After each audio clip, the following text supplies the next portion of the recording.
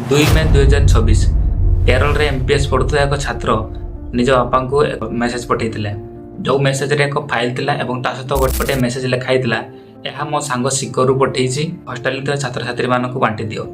आसंता काली हबक जो नीट परीक्षा 300 क्वेश्चन या मध्य आसी छात्रटीर पिता राजस्थान सिकर रे एक पीजी हस्टेल चलाउथिले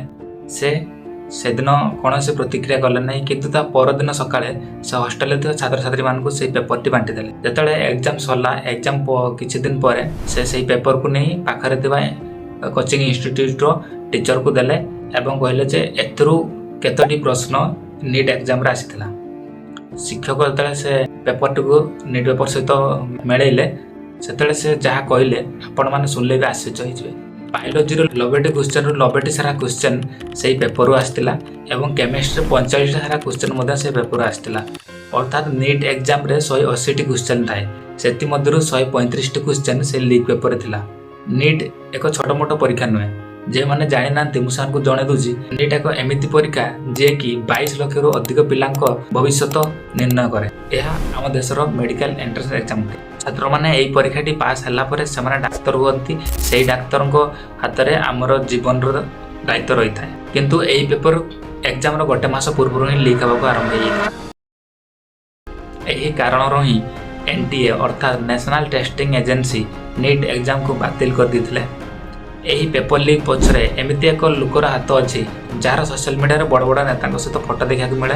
एवं ता परिवार रो 4टी पिला पूर्व वर्ष नीट एग्जाम क्वालिफाई मत करछन्ती आ से गोटे मात्र एमिति व्यक्ति जाको जणा थिला जे नीट एग्जाम गोटे मास पूर्व पेपर लीक होबा को जीवो भावंतु गोटे छात्र जे वर्ष सारा दिन राति एक करी परिश्रम करथाय एग्जाम पई जतले से जानिया को पाए जे पेपर लीक पई एग्जाम टी बातिल कराइछि आ मन रे कोन बितुथिबो एही भली समस्त छात्र सहित घटी वर्तमान चलते जाना ये पेपर टी लीक हवा स्टार्ट है कौटू साधारणतः नीट क्वेश्चन पेपर एक ऑथराइज प्रिंटिंग प्रेस रे छपा जाए तो इन्वेस्टिगेशन अनुसार महाराष्ट्र एक प्रिंटिंग प्रेस रे या छपाई दि जाता यही प्रिंटिंग प्रेस रु ही कौन से एक व्यक्ति द्वारा यह लीक करा काले मोबाइल स्कान कले धरा पड़ जाए से एक हाई डेफिनेशन पोर्टेबल स्कानर व्यवहार करते इंडिया एक्सप्रेस रो रिपोर्ट अनुसार नासिक रो एक मेडिकल स्टूडेंट शुभम 10 लाख टंका दे यही प्रश्न पत्र रो फिजिकल कॉपी किणुते एवं गुरगांव रे 15 लाख रे बिकी पर गुरगांव रे यही कॉपी रो रिटर्न गैस पेपर तैयारी कराइला एवं एथिरे नीट रो 135 टी क्वेश्चन रु 125 टी क्वेश्चन पकाइला एवं अन्य कौन से मिसई 410 टी क्वेश्चन वाला एक गैस पेपर तैयारी कराइला पर यार अन्य अन्य वर्जन काढ़ी नीट एग्जाम हमार गोटे सप्ताह पूर्व अर्थात 26 जुलाई 2026 रे गुरगांव रे एक डॉक्टर यही पेपर को किनिथिले एवं रामघर दुई भाई को 30 लाख टका रे बिकिथिले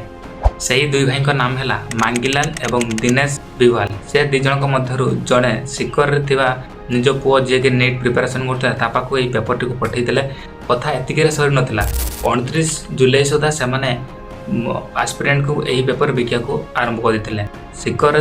एमबीबीएस काउंसिलिंग एजेंट को पाखे यही प्रश्न पत्र पहुँचला से यहाँ 5 लाख टका दे किनले एवं से एका ही 700 रु अधिक छात्रों को यह बिक्री करते बिकिथा छात्र मानक मध्यरु केरल स्टूडेंट जड़े थे जहाँ कथा मु वीडियो प्रथमे कही जिते से छात्र पिता जानिया को पाइले जे 135 टी क्वेश्चन मेल खाऊँगी से बुझीगले ए कौन गैस पेपर नुहे यह सीधा सड़क पेपर लीक तो से सिकर निकटस्थ थाना को जाइते रिपोर्ट करने किंतु सेठारे से कौन से फल पाइले नहीं से सीधा सड़क एनटीए सहित जोगाजोग करते जी कि नीट एग्जाम कंडक्ट कराए एनटीए यही घटना को सेंट्रल इन्वेस्टिगेशन ब्यूरो को पठेइला एवं राजस्थान पुलिस को सतर्क कराइला पर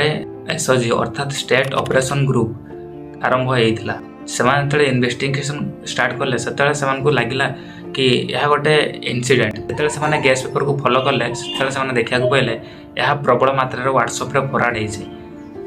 होते से बुझीगले यह कौन से साधारणतः इनसीडेंट नुहे एसओजी ग्रुप को इन्वेस्टिगेशन अनुसार पेपर टी कौ छात्र पाखक मासे पूर्व जाइला कौ छात्र पाख सप्ताह पूर्व पहुँचला